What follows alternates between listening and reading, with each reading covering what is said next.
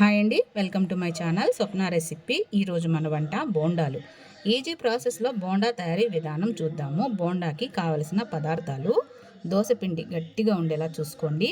తర్వాత ఒక medium size onion సన్నగా కట్ చేసుకోవాలి. 2 పచ్చిమిరపకాయలు సన్నగా కట్ చేసుకోవాలి. తగినంత కరివేపాకు, నానబెట్టిన పచ్చిశనగపప్పు. తయారీ విధానం చూద్దాము. దోసపిండి గట్టిగా ఉండేలా చూసుకోండి. చిటికెడు వంట సోడా, తగినంత సాల్ట్ వేసేసి ఈ దోసపిండిని బాగా మిక్స్ చేసుకోవాలి. ఇలాంటి బిస్కర్ ఉంటే బాగా మిక్స్ చేసుకోవాలి. తర్వాత ఉల్లి తరుగు, పచ్చిమిరపకాయ ముక్కలు, కరివేపాకు వేసేసుకోవాలి. ఎర్రగడ్డ ముక్కలు, పచ్చిమిరపకాయ ముక్కలు సన్నగా కట్ చేసుకోవాలి. వీలైనంత సన్నగా కట్ చేసుకుని వేసేసి వీటిని పిండిలో బాగా కలుపుకోవాలి. చేతితోటి కలుపుకుంటే బాగా మిక్స్ అవుతాయి.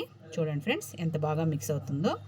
బాగా కలిపేసి ఒక 5 నిమిషాల పక్క నుంచి డీప్ ఫ్రైకి ఆయిల్ పెట్టుకుని కొద్దిగా పిండి తీసుకొని నానబెట్టిన శనగపప్పు పైన వేసేసి కాగుతున్న ఆయిల్లో వేసేయడమే.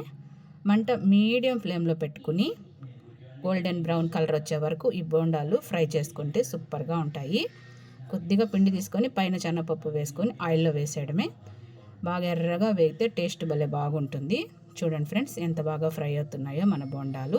ఇప్పుడు ఈ బోండాలు అయితే రెడీ అయినాయి. వీటిని మనము ఒక టిష్యూ పేపర్ వేసిన ప్లేట్లో వేద్దాము. ఎక్సెస్ ఆయిల్ అంతా ఈ టిష్యూ పేపరు పీల్చేస్తుంది.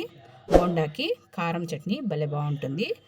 బోండా నచ్చితే లైక్ చేసి ఛానల్ సబ్స్క్రైబ్ చేసుకోండి.